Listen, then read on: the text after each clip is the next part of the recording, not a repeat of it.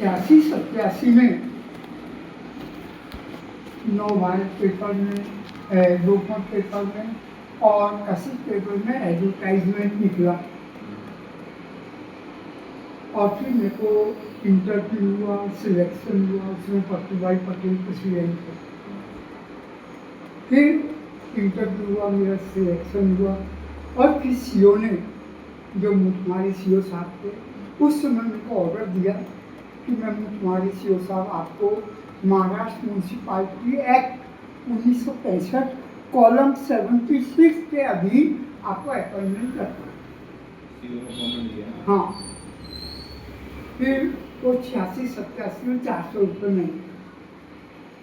फिर इसके बाद क्या हुआ कि वहाँ पर कॉन्वेंट स्कूल में ये डिसाइड किया या लेडी टीचर रहेगी, जेंट्स नहीं रहेगा।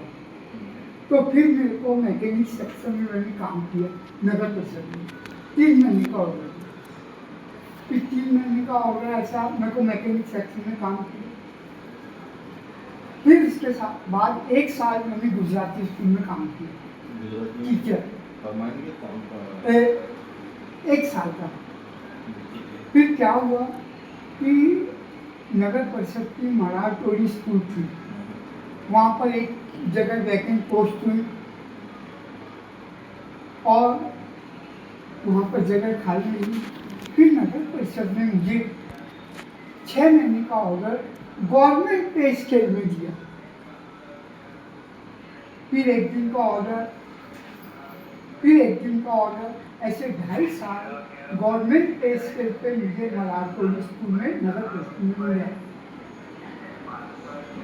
1991 तक।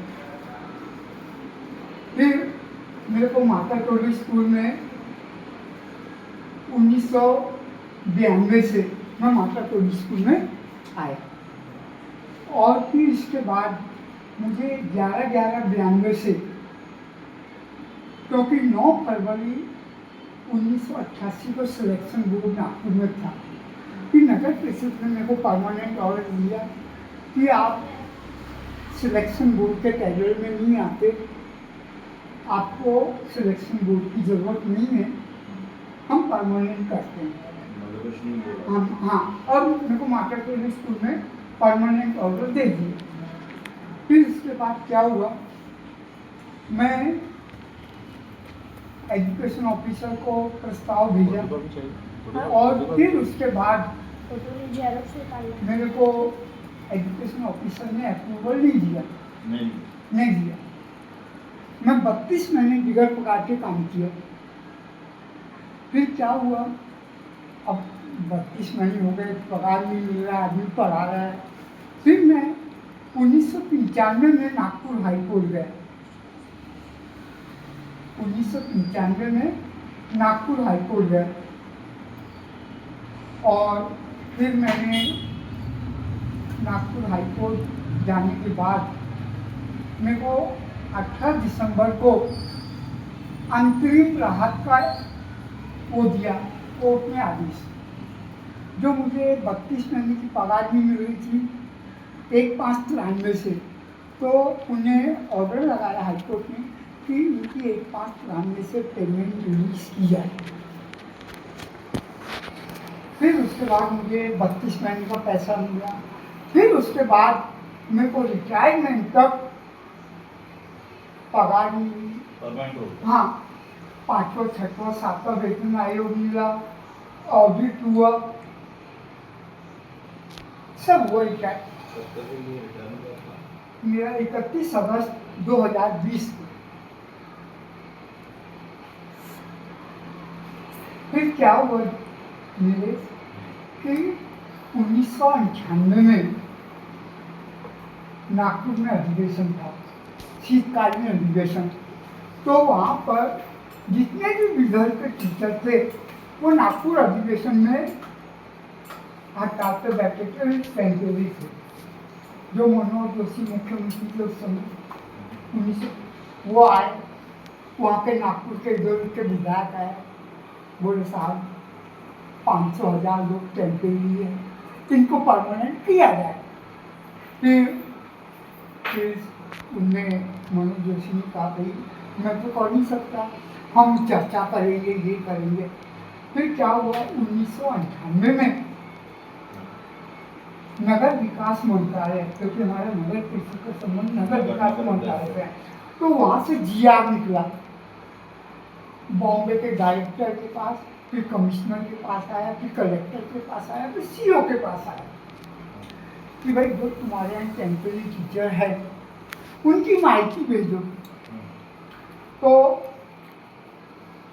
सन 2000 में नगर परिषद में 14 टीचर थे टेम्परेरी। अच्छा, जो जीआर आया है ना, उसमें कोर्ट का आदेश भी लगा हुआ है कि भाई जो टेम्परेरी टीचर है उनको परमानेंट कर दिया जाए। तो उस समय नगर परिषद में 14 टीचर थे और उसमें से मैं भी एक था। हालांकि मेरा कोर्ट में केस था और वो 13 टीचर थे, उनका भी हाई कोर्ट में केस था।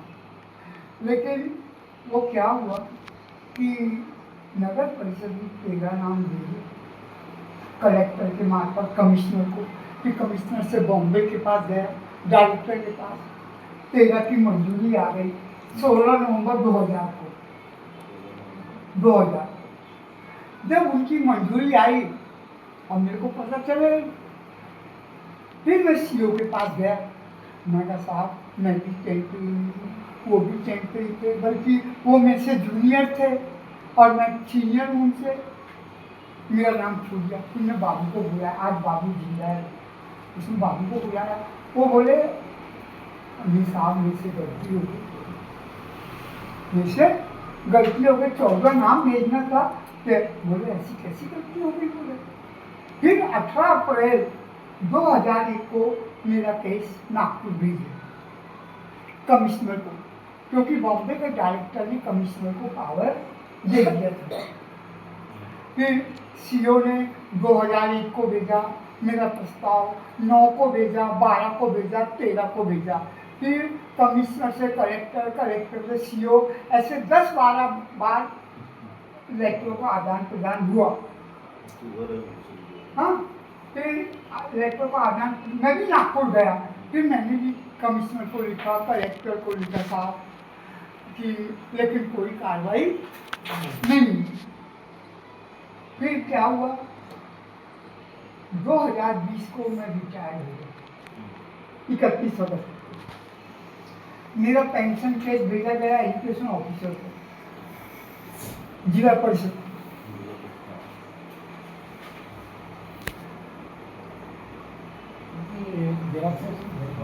एजुकेशन ऑफिसर के पास प्रस्ताव भेजा, तो फिर एजुकेशन ऑफिसर ने मेरी सुनवाई किया। फिर मैंने उस सुनवाई के दौरान मैंने उसने ये पूछा कि भाई जो तुमने 1995 में हाई कोर्ट में जो केस डाला था उसका क्या हुआ? तो फिर मैंने उनको पूरा बताया एजुकेशन ऑफिसर को कि साहब, फिर मैंने नेक्स्ट से कॉपी निकाली रिटायरमेंट के बाद। फिर उसके अंदर जो हाईकोर्ट ने जो फैसला दिया वो 9 अप्रैल 2012 को फैसला हो गया था। 2012। फिर उसके बाद मैंने एजुकेशन ऑफिसर को ये भी बताया था कि 13 लोगों का हो गया है और 14वां में का मेरा प्रस्ताव अभी नागपुर के कमिश्नर के पास है, लेकिन उन्होंने कोई डिसीजन नहीं लिया।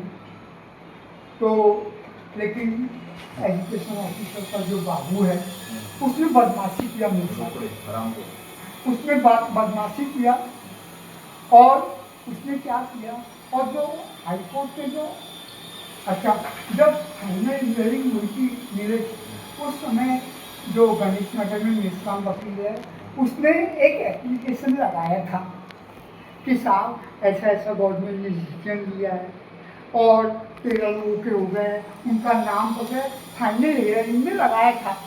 लेकिन कोर्ट ने क्या कहा कि ठीक है हो लेकिन उसने भी आखिरी में फैसला लिया इस केस में हम कोई इंटरफेयर नहीं करते, जो लॉ में रेमेडी है आप उसका यूज करके उन्हें अधिकारियों को छोड़ दें। हाँ, उन्होंने कोर्ट में अधिकारियों पे डाल दिया। और जो उसने एप्लीकेशन लगाई थी कि साहब इन 13 लोगों का हो गया, इनका भी हो जाना चाहिए, लेकिन हाई कोर्ट ने नहीं माना। हाई कोर्ट ने इनकी तरफ डाला है ना अधिकारियों ने कि इस केस में हम कोई इंटरफेयर नहीं करते, जो लॉ में रेमेडी है। क्योंकि गवर्नमेंट ने GR निकाल दिया था ना पूरे बिजनेस के पीछे का, गोंदिया का नहीं था, वर्धा, अमरावती, अकोला। फिर क्या हुआ कि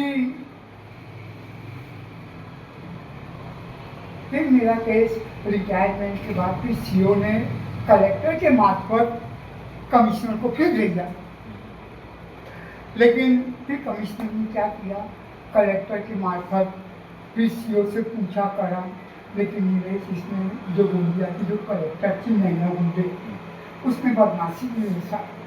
उसने क्या किया कि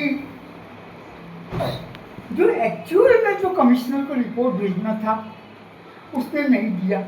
उसने पूरा हाई कोर्ट का जो कमिश्नर को पूरा हाई कोर्ट का पूरा भर दिया, लेकिन जो गवर्नमेंट के GR थे कि भाई 13 लोगों का हो गया, ये कुछ नहीं लिखा नहीं। मैं कलेक्टर मैडम के भी पास गया, मैं कहा मैडम आप ये रिपोर्ट, उसमें क्या था, ये भाई भतीजे बात की बात हो गई। और फिर जो गोंदिया का जो CO था रमेश पवार, वो नागपुर में नहीं, कलेक्टर की जो नैना गुंडे थी उसने हमें सही रिपोर्ट कमिश्नर को नहीं भेजी।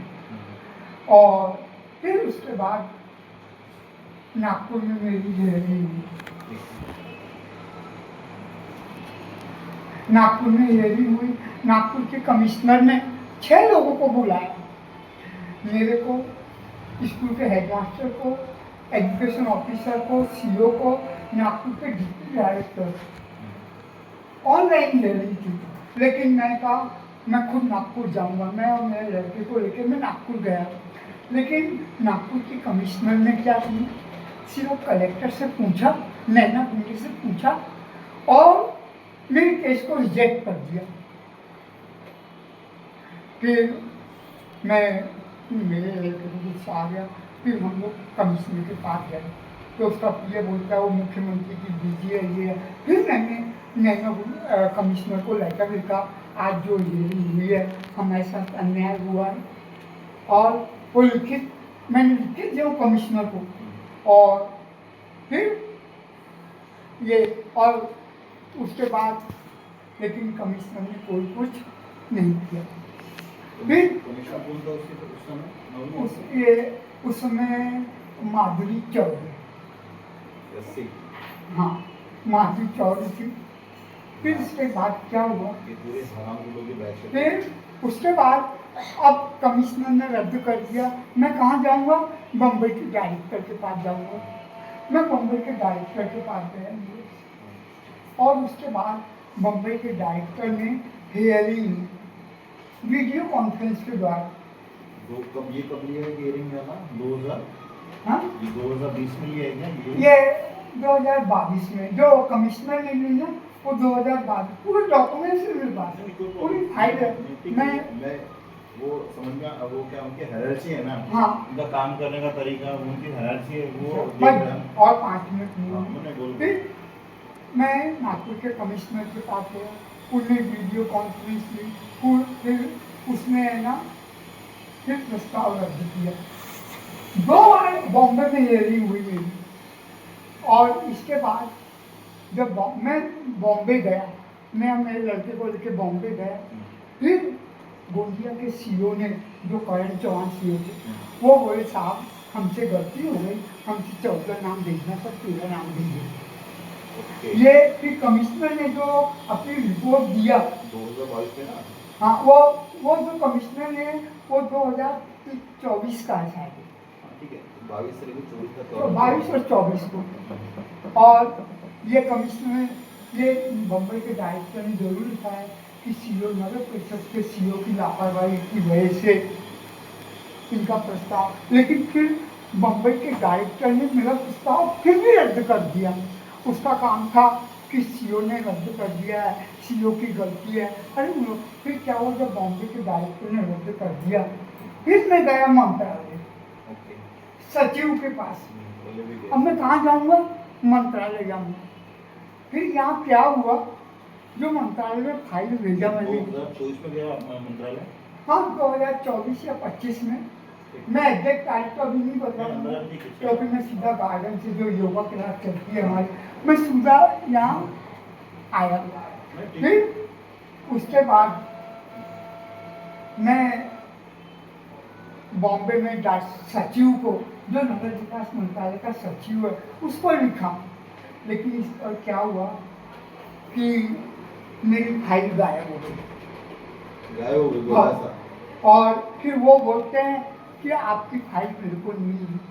अच्छा, उन्होंने स्पीड पोस्ट से, पोस्ट ऑफिस से भेजा था। फिर मैंने नागपुर के जनरल पोस्ट ऑफिस से पूछा भी कि जो मैंने सचिव को फाइल भेजा इसका क्या हुआ। फिर उन्होंने, अच्छा मैंने माइकी के अधिकारी में पूछा नीले से, तो माइकी के अधिकारी मुझे बॉम्बे बुलाए और फिर जो कक्ष अधिकारी का पहले अपील वाला, और उसने बोला कि आपका माइकी का अधिकार रद्द किया जाता है और हमको फाइल नहीं मिली। लेकिन मेरा तकलीफ थी जो नागपुर के जनरल पोस्ट ऑफिस वाला, उनके पास रिकॉर्ड रहता है। फिर उन्होंने मेरे को लेटर भेजा कि आपकी फाइल हमने सचिव को इतने तारीख को ये मिली। हाँ हाँ। तो फिर मैंने क्या किया, इसके बाद 2023 को मैंने सेकंड अपील अधिकारी को, जो माहिती अधिकारी है, राज्य माहिती अधिकारी, उसको लिखा।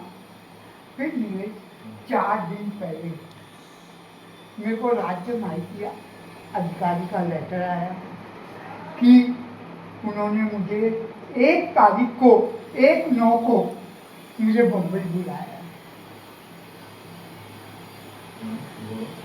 और अभी लगे तो मेरे मोबाइल तो वो अभी 1 तारीख को, 1 सितंबर को 2 बजे मुझे उसने ये भी बोला है अगर आप नहीं आ सकते तो ऑनलाइन गूगल मीटिंग पे, और या आप वकील करना चाहो वकील भी कर सकते हो। तो मैंने क्या है, ये जो माहिती राज्य माहिती आयोग है, जो सेकंड अपील है वो है वो अभी जो 1 तारीख आ रही है, अब वो क्या फैसला लेता है, क्या लेता है। काम नाही होत आहे। अर्जंट आहे का तुला? हाँ 10:30 की। Sir 2 minute